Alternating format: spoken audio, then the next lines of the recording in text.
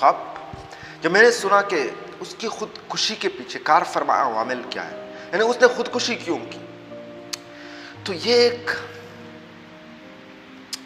مجھے بڑی تکلیف ہوتی ہے، کیونکہ میں نے سنا کہ اس کا جو شوہر تھا، اس کا ہسبینڈ تھا، اس نے اس کے پیرنٹس سے پیسوں کی ڈیمانڈ کی، پیسوں کا مطالبہ کیا اور جہیز کا مطالبہ کیا، تو کیونکہ اس کی فیملی مڈل کلاس کی ہے، وہ اس کی ڈیمانڈ پر نہیں اتر پائے، وہ بار بار عائشہ کو تنگ کرنے لگا اور عائشہ مجبور ہو گئی اور آخر اس نے خودکشی کا راستہ اختیار کیا۔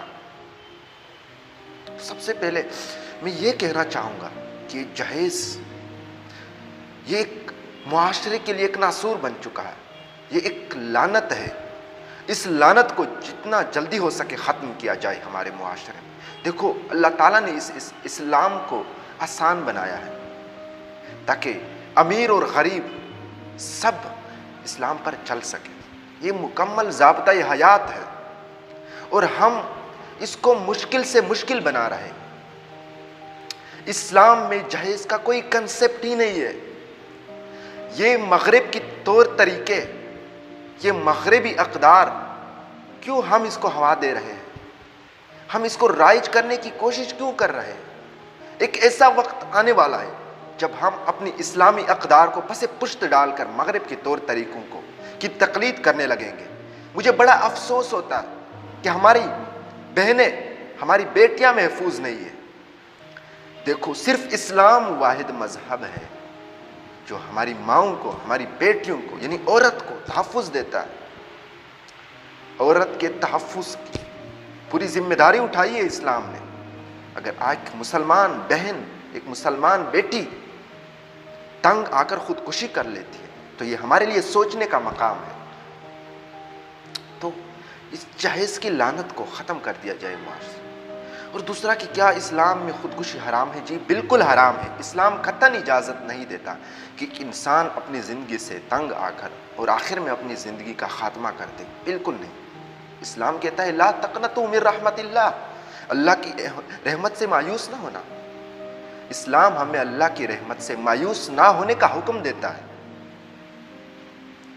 ہر مشکل وقت میں اللہ تعالیٰ کہتا ہے لا یکلف اللہ نفسا الا وسعها، میں کسی پر اتنا بوجھ نہیں ڈالتا، کسی پر اتنی بڑی تکلیف نہیں آتی جس کو سہنے کی اس کے اندر کیپیسٹی نہ ہو، کیپیبلٹی نہ ہو۔ اللہ تعالیٰ اپنے بندے سے 70 ماؤں سے زیادہ پیار کرتا ہے، محبت کرتا ہے۔ وہ خود کہتا ہے میں سراپا رحمت ہوں، میری رحمت میرے غصے پر حاوی ہے۔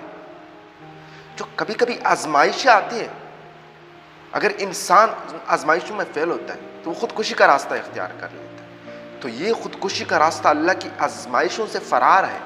یہ دنیا ایک امتحان گاہ ہے، چند لمحات ہیں، ان کے لیے ہم آئے ہیں۔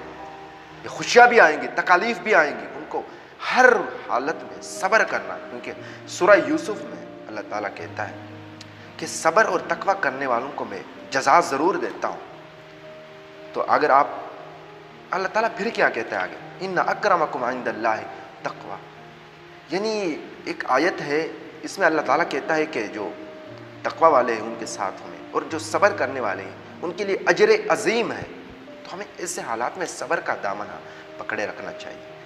اگر ہم ہمت ہار جاتے ہیں، ایک مسلمان کبھی نا امید نہیں ہوتا، وہ ہمیشہ آپٹیمسٹک ہوتا ہے، پیسیمزم سے دور رہتا ہے، اس کا اللہ پر اور اس کے رسول پر یقین ہوتا ہے، کیونکہ ہم کہتے ہیں نا کہ مایوسی کفر ہے۔